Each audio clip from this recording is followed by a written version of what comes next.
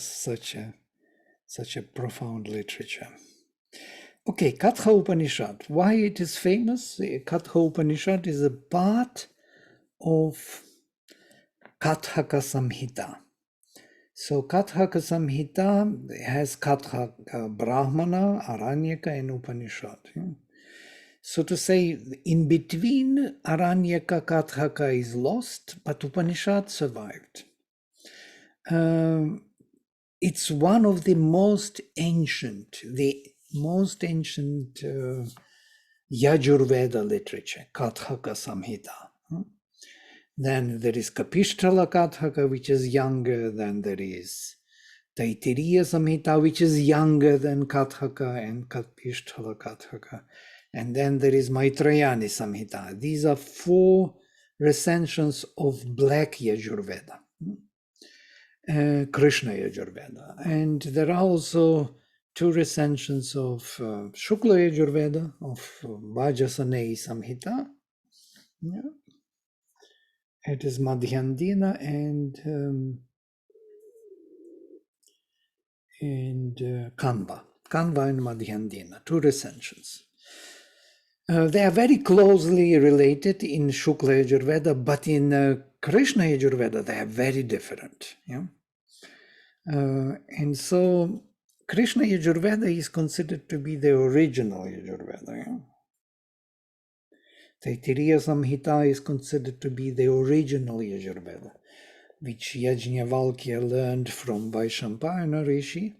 He was his teacher who transmitted him this knowledge as original Yajurveda, and was given back to Vaishampayana, as I mentioned already, by Yajnavalkya when Vaishampayana demanded to get the knowledge back from Yajnavalkya because he protested against this new tendency of including the commentaries into Samhita texts. That's what made Krishna Yajurveda Krishna. So to say, it is mixture of the commentaries, that means Brahmanas, Aranyakas, and Upanishads, into Samhita text. And if you read Taittiriya, if you see, you will see that Taittiriya Samhita has a mixture of Brahmana in. So they canonized their own commentaries. So that's how the canon, Shruti canon, was built. So Brahmanas, Aranyakas, and Upanishads were of a later time and were considered as commentaries on Samhita. So they were introduced into Samhita text and became the canon, kind of revelation, though they were commentaries. So against that, Yajnavalkya protested, and he had to give back his knowledge to Vaishampayana for that and leave for Himalayas. He spent 1,000 years in Himalayas and got a new revelation from the sun, as they say. Sun was giving him this knowledge, new knowledge, which became Vajasanei Samhita. And Shatapatha Brahmana is separate from that Samhita. He didn't mix it. And the last chapter of that Vajasanei Samhita is Isha Upanishad. We call it Upanishad, though it is not an Upanishad. It is a 40th chapter of Vajasanei Samhita. Now, we are coming to Krishna Yajurveda Kathaka Samhita, Katha Upanishad. And it is famous because here we first time meet the myth or the legend of Nachiketas. It belongs to this cycle of myths of immortality, one of which we know as Markandeya, Savitri, Nachiketas, this Shunakshepa we looked into. These are major myths, and the churning of the ocean. I was making the presentation of 5 myths of immortality, one of which is Nachiketas. So let us look into it and see what it says. Ushan, Havai vaja shravasah sarva vedasam dadau tasyaha nachiketa nama putra asa. Ocean is desiring indeed Vajashravas. Vajashravas is the name. It's a powerful name because Vajas means the plenitude, Shravas means glory or revelation of comprehensive knowledge. So the glory, the plenitude of glory, that is the name of the Father. Yeah. Sarva Vedasam Dadao. He gave all he had. Vedas can be translated as knowledge and as the achievements or properties. Interestingly, that in Sanskrit, in ancient Sanskrit, Vitta means money, property, and Vitta means achievement in terms of knowledge. So they don't even distinguish between the two. This is also a part of that, Vedic vision where the material achievement and spiritual were not yet separated in the mind. Yeah? Every achievement was the achievement, yeah? Whether it is material or spiritual. Tasyaha, and he is indeed Nachiketa Nama, named Nachiketa Putra Asa. The son was, literally. He had a son named Nachiketa. Nachiketa is a strange name. It's a very ancient form. Literally, we can translate the one who is not conscious. Yeah? But truly speaking, difficult to translate. I can translate it opposite. Can translate it who is not only conscious but more than conscious. It's an interesting way of translating in Sanskrit because Krishna calls himself Anuttama, yeah? The one who is not the highest. And the interpretation of it is the one who is not the highest because he is higher than the highest. So in this case, Nachiketa can be translated as not conscious or supremely conscious.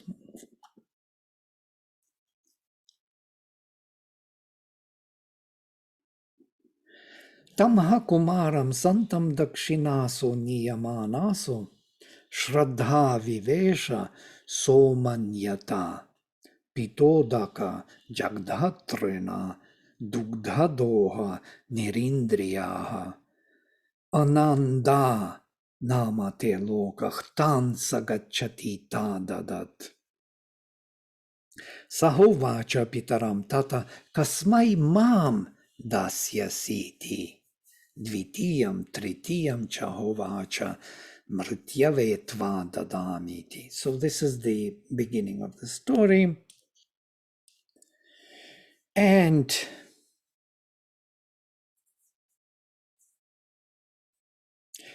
once everything was given away to the gods, to the divine, as the gifts were led past, Sri Aurobindo translates, faith took possession of him who was yet a boy, unwed, and he pondered. What is interesting, unwed words, that means he was a teenager. Yeah? He was before being married. He was fully formed young man, most probably 16 years old. Dakshinas niyamana, so when the dakshinas were distributed, Shraddha vivesha, he entered, the Shraddha entered him, literally, Somanyata, and he thought, Pitodaka, so the Pita Udaka, the water is drunk, Jagdhatrena, the grass is eaten, Dugdhadoha, the milk is milked, Nirindriyah, without any sensual power anymore. Ananda namate loka. Without ananda, without happiness, those are the worlds which one goes into.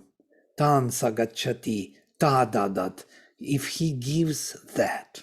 So if one gives to the divine only something which is already useless for us, when the water is drunk, these are the cows which were given, who drank the water already, cattle that have drunk their water, eaten their grass, yielded their milk, there is nothing to yield from them, worn out their organs, became old.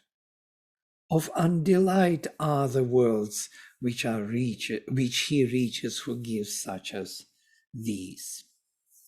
Now, the kettles, as we know symbolically, is the rays of light or consciousness. When the consciousness is worn out and the life is lived, this is what Mother complained actually in Sri Aurobindo Ashram. She says that all these people who came, she could dispatch already 80% of them because they are absolutely useless in a way. They came after they lived fully their sensual, ordinary life. At the end, they come to get some ticket to heaven, They want to settle in ashram. They already spent their lives. They spent their forces for ordinary living, for sensual enjoyments. And now, when they have nothing to offer to the divine, they come there, so she complained about this in agenda. It was kind of powerful complaint. I understood this. It is so much better to give oneself when one is full of energy, but then one is totally an idiot and driven by vital forces and, wants enjoyment of life.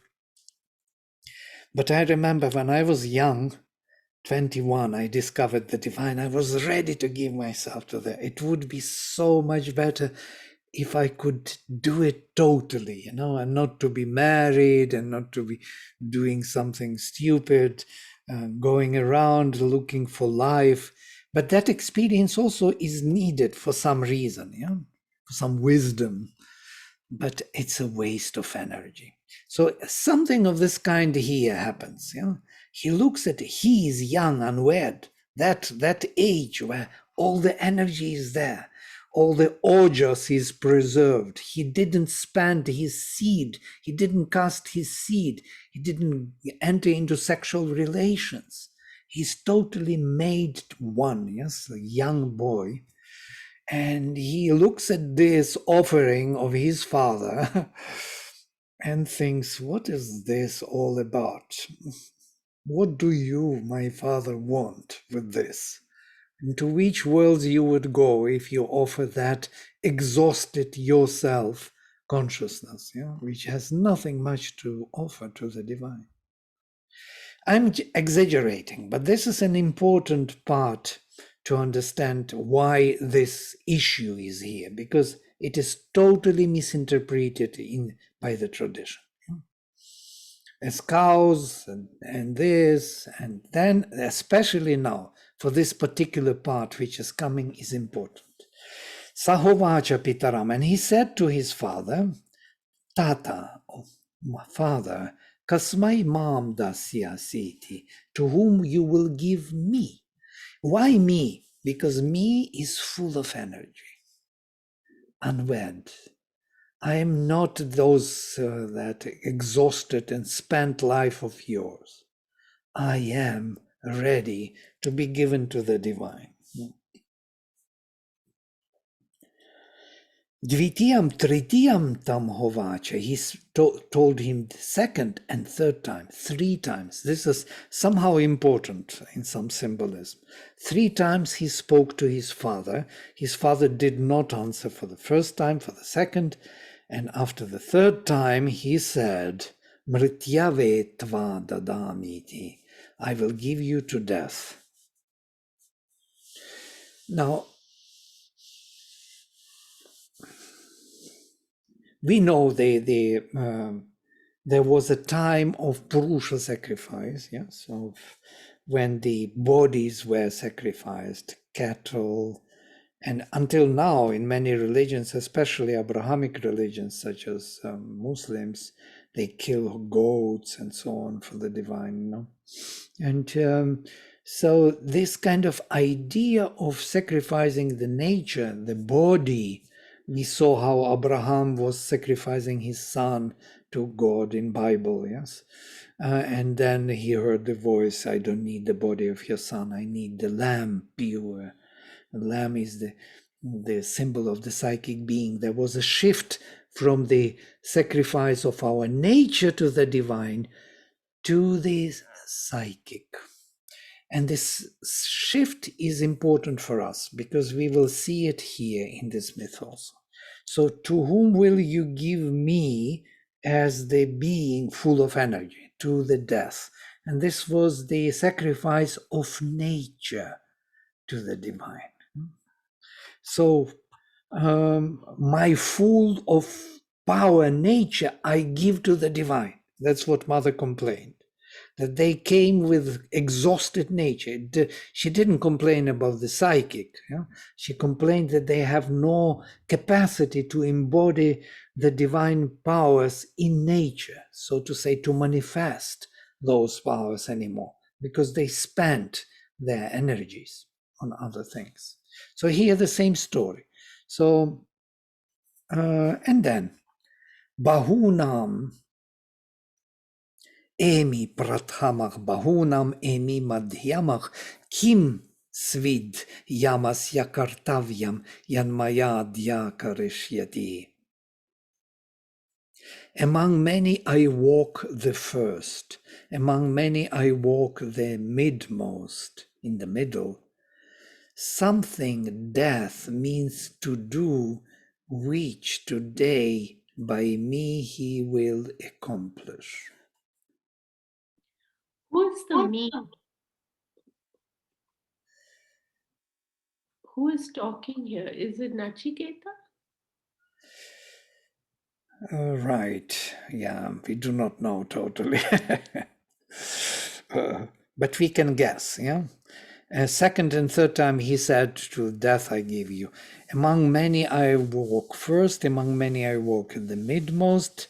Something death means to do, which today by me he will accomplish. Yes, it is his father talks, continues, yeah, to talk. Something death means to do, which today by me he who most probably Nachiketas will accomplish. Yeah. So his son, interestingly, we have to remember that Vajrashravas, the glorious knowledge, a father has the son, young, notice young, unwed. It's important because we will discover who is Nachiketas in this symbolism. Is offered to the death, and by that something will be accomplished. Yeah. So, yeah, we will continue. Anupashya yatha purve pratipashya tatha pare. Sasyam iva martyah pachyate, sasyam iva jayate punaha. Look back and see, even as were the men of old. Look round, even so are they that have come after. Mortal man withers like the fruits of the field, and like the fruits of the field, he is born again. Very mysterious statements here. Anupashya, look in accordance or after, look after those, yathapurve, as those who came before, look as they pass before. It's like time-wise, yeah? Pratipashya tathapare, and see what happened with them after.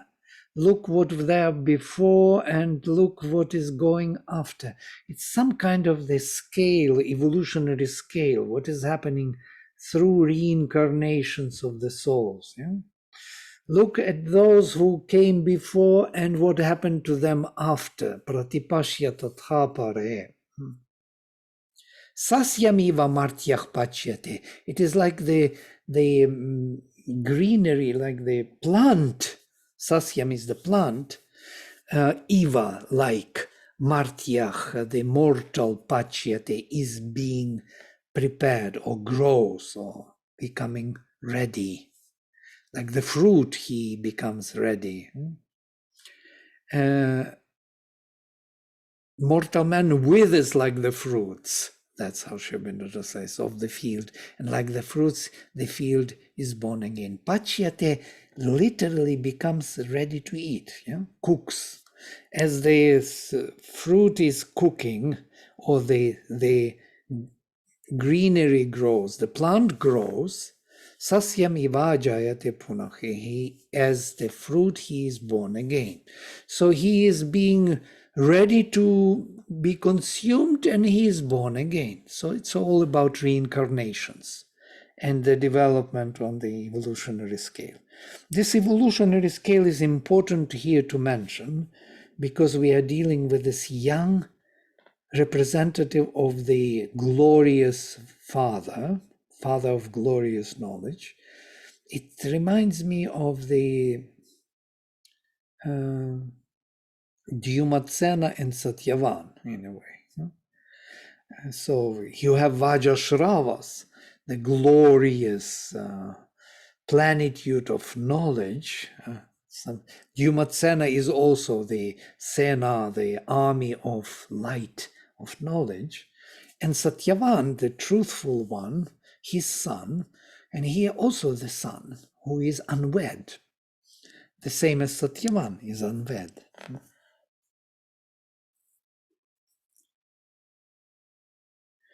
Vaishvanarach pravishati atithir brahmano grihan tasyaitam shantim kurvanti hara vaivasvatodakam. So this is written here from the tradition that his attendants say to Yama, Vaishvanarach, fire. Vaishvanara is the name of fire, the universal fire. Pravishati enters, Atithih, the guest, Brahmanach, who is the Brahmana, Grihan, the houses. When Brahmana comes to somebody's house, it's like the Vaishvanara, the universal fire, enters the house. You have to be very careful when the Brahmin enters your house. This is the warning to Yama. Tasyaitam shantim kurvanti. And therefore, bring Osano Vivasvat, or Vivasvan, the water of the guest right.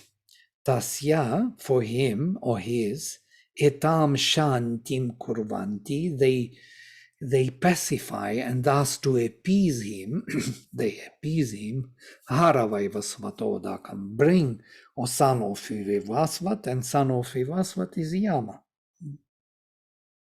And you know Vivasvat, the luminous sun, is the sun who entered into manifestation. It is Martanda, the eighth son of Aditi. So I have a quick question here, Yeah. Vladimir. Suddenly there seems to be a shift from the king talking to his son. We suddenly come to the attendants talking to Yama. So did we miss something? It is said that Nachiketa waited for 3 days at the door of death and stuff like that. Did Oh we yeah, miss? it will come. It will come.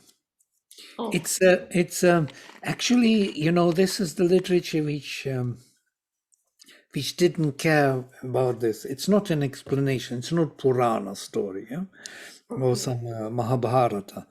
They are kind of, I do not know why, but some of them is of this kind that you need to add, or tradition added to this, like attendants speak to, maybe not attendant, maybe the Rishi speaks.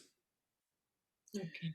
But they add it because it's kind of making us kind of get the story. But truly speaking, we do not know who speaks. Yeah? Okay. Maybe the God himself speaks. Yeah? Vaishvanara pravishati atithir brahmano grihan. This is the statement which belongs to the truth. Yeah.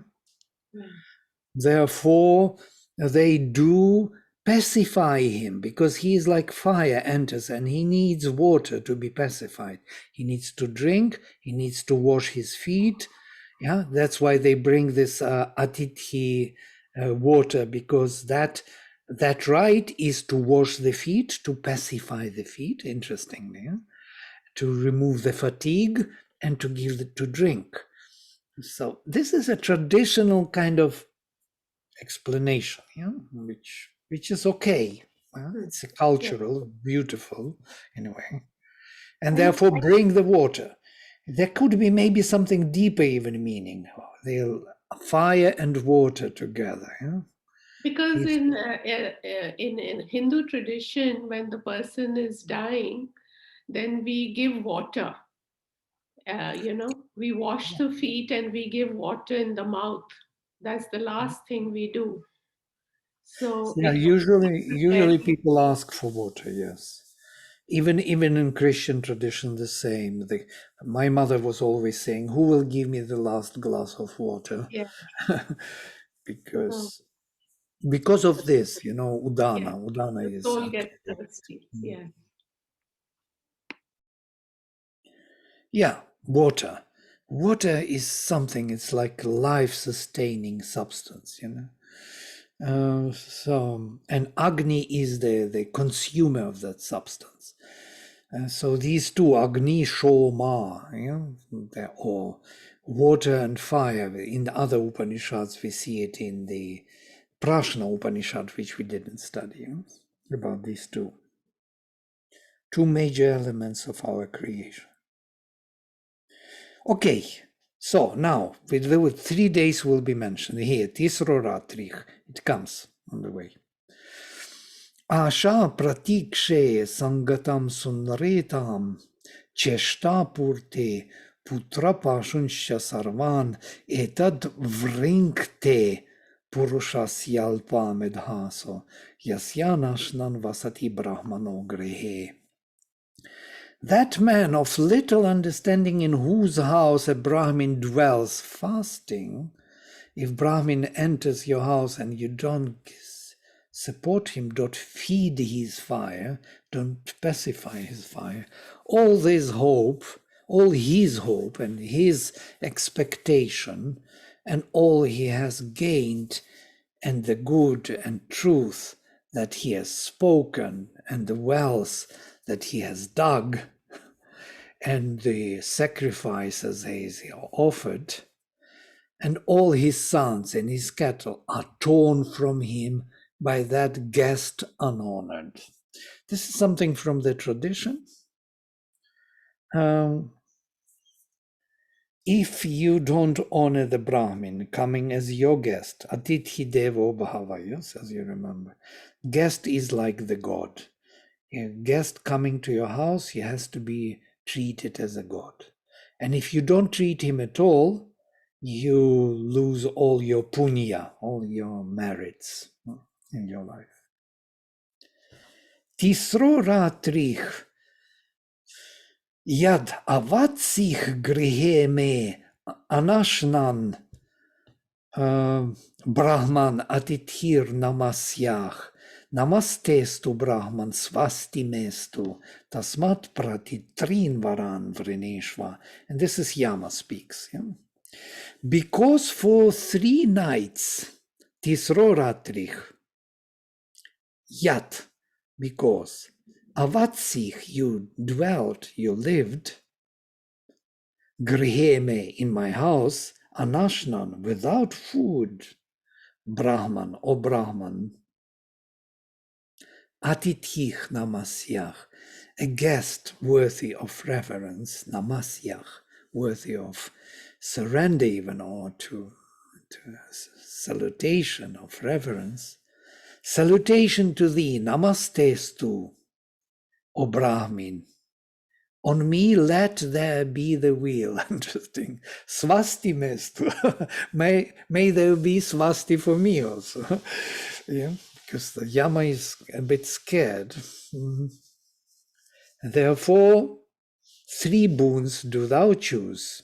Tasmat pratitrin varan vrinishva. Choose 3 boons. So 3 days he lived, 3 boons he chooses. Interestingly, you remember he spoke also 3 times to his father. So this 3 has something to do with all this kind of triple repetition, most probably covering all possibilities of the vital, mental, and physical nature. Anyhow, Shanta Sankalpach Sumanach Yathasyad Vita Manyu Gautamo Mabhimrityo Tvat Prasrishtam Mabhivadit Pratita Etatrin Trayanam Prathamam Varam Vrene. Tranquilize, Shanta Sankalpach, in his thoughts, Sumanach with good thinking and serene in the mind. Shanta Sankalpa. Sankalpa is intention, Shanta pacified in his yearnings and with good thinking, Yathasyat, as it should be, Vitamanyu, whose anger is gone, Gautama is the father of Nachiketas, it is his other name. Interesting that he's Gautama, is the son of the one who is full of light. Mabhimrityo. So my father let his passion, Vitamanyuh, over his passion over me pass away from him. Over me pass away from him. So to say, may he be free from this anger towards me. It's not anger totally, it's a wrong word. Manyu is something, Sri Aurobindo puts passion, interestingly. Manyu, there are hymns to Manyu, yes? Manyu is the power of Rudra when he accomplishes things very rapidly. So to say, he destroys demons, for example. This is Manyu. Or Sri Aurobindo describes Rudra Bhava once in his life, when he had experienced this, if you remember. Yeah? And that is Manyu, I think. Manyu is a Rudra Bhava. When it's like you don't want to spend much time doing things and making right to things. So you go straight to the truth, and it cuts through and it destroys ego. It causes a lot of damage, yeah, to this natural being who wants to preserve itself, to go slow, to transform slowly. So this rapid change is something which is only for the strong ones. As mother says, to someone she gave a slap. Yeah? I remember reading about this. And she says only to those who are really worthy of it, who can go and progress very fast. She can do this. To others, she has to be, like to the baby, constantly, trying to reconcile but to the strong ones who are ready to change, it can be a very rapid progress. And this is Manyu. This I tried to explain. It's a direct, like that line when she makes this picture, it's a direct line towards the truth, which could damage a lot of stuff for our natural being. So being slapped by the divine is a great thing. It is the greatest grace, actually. Yeah. Yeah, we know about this. Yeah. It is also in Indian tradition when Rama kills Ravana.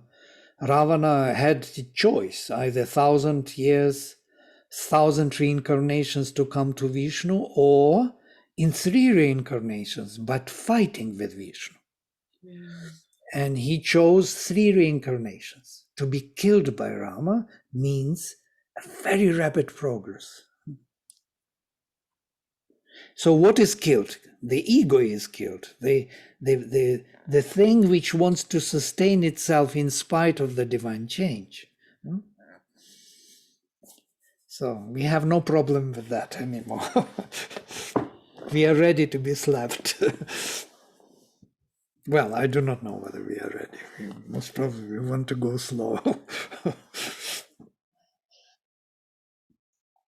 So, Tvat Prasrishtam, released from you, Tvat Prasrishtam, assured in the heart, let him greet me, from thy grasp delivered. Tvat Prasrishtam, delivered from you, Ma Bhivadet, may he pratita, yes, assured in the heart, let him greet me, Ma, me, abhivadet, he should greet, pratita, released, tvat prasrishtam mam.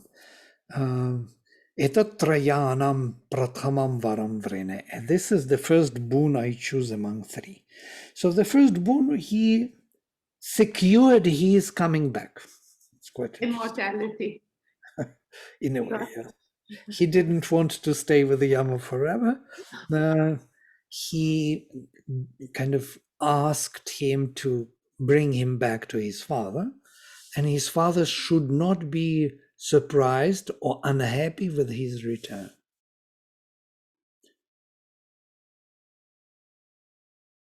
Because his father could be surprised. He sacrificed his son, and his son is coming back. What is this all about? Yes, we will come to this, what Nachiketas means and Vajrashravas at the end. It's something very close to Dyumatsena and Satyavan. Yatha purastad bhavita pratita audalakir arunich mat prasrishtach sukhamratrich shaita vitamanyuh tvam dadrishivan mrityumukhat pramuktam. So he answers the Lord of Death, Yama, not Lord of Death, Yama in this case. Even as before assured in heart, and by me released shall he be, Audalakiraruni, another name of his father, thy father, sweetly shall he sleep through the nights, and his passion shall pass away from him, having seen thee from death's jaws delivered. There's something interesting here, because his father represents the embodiment of the being, the body, let us say. If Nachiketas is his son, if the father is the embodiment of the divine, and his son is the soul, basically. So when his soul comes back, he will be, he shall sleep through the nights, and his passion shall pass away from him.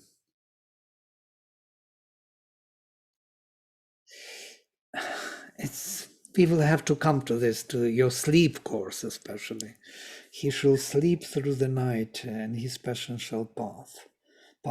It's something here. Intuitively, we feel there is more to it than we can see. There is a lot more to this here. Sweetly he should sleep through the nights, sweetly through the nights. And when the soul returns, the nights have to be taken sweetly and happily, and without fight, without contradiction anymore. Something of that kind. Yeah, Sri Aurobindo and the mother say that you have to be conscious in sleep. Yeah. Which means that the soul is awakened The soul is always awakened, is awake. Even in sleep, the psychic being is awake. But Yeah, we have to be awake with the psychic. I mean, there has to be a psychic realization, in other words, for us to be awake with the psychic in sleep. That is to be conscious. yeah. So that embodiment of consciousness which Father represents has to be to get a new quality, so to say, with Yeah. the soul returning or becoming aware of the soul in his return. And also, Vladimir, I was thinking that, in Sri Aurobindo's Yoga of Sleep and Dreams, he talks about out of body travel. And in death, the soul travels out of the body. Right, right, So, absolutely. so in this Nachiketa story, when the embodied king, gives Nachiketa to death, so could it mean that the soul traveled out of the body, and then when he returns into the body, the king awakens happy? I don't know. Is that Yeah, too realistic? absolutely. Could be very much so. And so giving to Yama, and he has to be out of the body, definitely. The soul goes and stays with Yama for a while and now receives the boons from Yama. Yes. And Yama, as we know, we spoke about this in our Savitri studies, that Sri Aurobindo never calls the Lord of Death Yama in Savitri, yeah? Even once. So he always speaks the Lord of Death or Death, but never Yama. Though he calls Savitri, Dyumatsena, everyone, Satyavan, Ashvapati, all the names are there except Yama. And Yama is not totally the death, and that's why the gifts are given. Huh? In Savitri, also gifts are given in Mahabharata story by Yama, and here also by Yama. The Lord of Death doesn't give gifts; he fights. And in Savitri's story, Sri Aurobindo's, it is not. We don't see the Lord of Death giving gifts. If So we finish, there is a hmm? difference between the Lord of Death and Yama. Yes. They're two separate. Yama is yes, he is the first one who died in our group soul. Yes, Yama and Yami. We spoke about this, and he found the way back to the psychic world. And once he found the way back, and they split, Yama and Yami, the twins, the solar twins. Actually, they're the children of the sun. We should not forget of Vivasvat. They split. So they were brother and sister twins, and she wanted to stay with him. And he said, no, you have to be here, and I have to go. So we're here on earth. So Yami stays on earth, whereas Yama goes. And where he goes to that place of where the souls rest. Yeah? And there, when we die, he comes, or he sends usually his messengers, usually the Sarameya dogs, dogs with 4 eyes, or in the later literature, these would be messengers of Yama, who accompany the soul to its destination in that psychic world. Yeah? Why we need that accompanying? Because that passage is very dangerous for the soul, and there could be many attacks from different this, especially one passage, one narrow passage where all the forces are coming very close to snatch something from the soul, or even to grab the soul and hold it in their own domain for a while. So these Sarameya dogs on both sides, 2 of them with 4 eyes, they see everywhere. They protect the soul in its traveling back to the origin. So this is Yama's deeds. Yeah? So when Yama comes to Savitri to snatch Satyavan's soul, he says, See, this soul is too dear to me, so I couldn't even trust my dogs, my messengers. So I came myself to take charge of him. So why? So if you look at from this point of view, we would see that Yama is rather a savior of the soul than the killer of the body. So But this the Lord of Death, what is the Lord of Death? What is his role then? it is some universal force which is destroying and demolishing everything which is to be demolished, which is not to endure because it is not the final product. And he speaks about this in Savitri very openly. Yes, he cannot take he cannot take that seriously. Seriously, you want to say that this is to stay? This cannot stay. This is not the divine. It is not matched to the divine. So until it is matching to the divine totally, the Lord of Death will be there. So it ensures it's a quality control. And Yama is rather the savior of the soul, protector of the soul. He represents the humanity. So, and when we are there in this world of psychic, we reconsider, we prepare our kind of new incarnation. We have a plan, we have a vision, and we look for the embodiment on earth. Yeah. And so how it is ensured that we will go there where we have to go with our plan. Huh? So Yami is on the other side. She will ensure our passage from the Yamas realm to earth.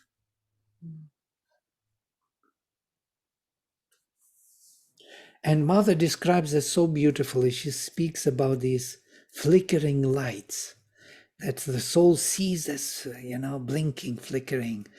It shows where the plan matches. So there you can choose where to go. Because there you would get something of your plan, of your vision, of your need of development. So this is amazing. So these two ensure our traveling from earth to heaven and from heaven to earth. Yama and Yami. So in this case, Yama is the one who is, of course, in the later tradition, he is Dharmaraja. Again, Dharmaraja, interesting word. Yeah. Why suddenly the Lord of Death and Dharma are very strange things. Yeah. It can't be totally matched into one meaning. So I was always wondering, how come he is Dharmaraja? Because he ensures the right passage of the soul. So here we are. He promised him this, and then Svarge Loke, second boon. Nabhayam kimchanasti, natatra tvam najaraya bibheti, ubhe tirtva ashanaya pipase shokatigo modate. Svargaloke. In heaven, fear is not at all. In heaven or death, thou art not. And it's quite interesting. He speaks to him as death now. The tradition drifted from Yama of the Rig Veda to the Yama of later Upanishadic kind of understanding. So they got mixed, these two figures, into one. Yeah? So thou art not. And Sri Aurobindo says it's absolutely true that in the vital heaven even there is no death. Yeah? There is immortality there, where we are as souls. No old age or its terrors crossing over hunger and thirst as over two rivers, leaving sorrow behind the soul is as the soul in heaven rejoices. Sattvam agnim svargiyam adhyeshi, mrityo prabruhi tvam shradadhanaya mahyam, Svargaloka amritatvam bhajante etadvitiyena vrine varena. So the second boon comes. Therefore, that heavenly flame which thou, O death, studiest, expand unto me, for I believe. They who win their world of heaven have immortality for their portion. This for the second boon I have chosen. So I will go through the text a bit. Sattvam Agnim, you, that one who knows about the immortality in heaven, where there is no death. Notice, interesting, there is no death there, or death. Tell me about that. So here there is that shows that these two figures came into one. You, or death, tell me or teach me, Adhyeshi, about Svargyam, heavenly fire, or death. Prabruhitvam, tell me, Shraddhana Yamayam, to me who has Shraddha, who has faith. Svargaloka Amritatvam Bhajante. Those enjoy the immortality who in Svargaloka, let us say, etadvitiyena vrinevarena. This I choose the second as the second born. Prate bravimi tad umeni bodha svargyam agnim nachiketach prajanan anantaloka. What is lokaptim? Atho pratishtham vidhitvam etam nihitam guhayam. And this is the revelation. Hearken to me and understand, O Nachiketas, I declare to thee that heavenly flame, for I know it. Know this to be the possession of infinite existence and the foundation and the thing hidden in the secret cave of our being. And what is hidden in the secret cave? Hridi Guhayam is the psychic flame. Psychic flame. And what is surprising, I know. Yeah, I know it, for I know it. Because Yama actually represents that very psychic flame, actually. That is why he can talk about immortality. Right. And then something even more interesting. Loka adim agnim, loka adim, with the Agni which was at the beginning of the worlds. Tam uvacha tasmai, he spoke to him about it. Ya ishtika yavatirva yathava sachapi tat pratyavadat yathoktam athasyam rityuh punar evaha tushtach.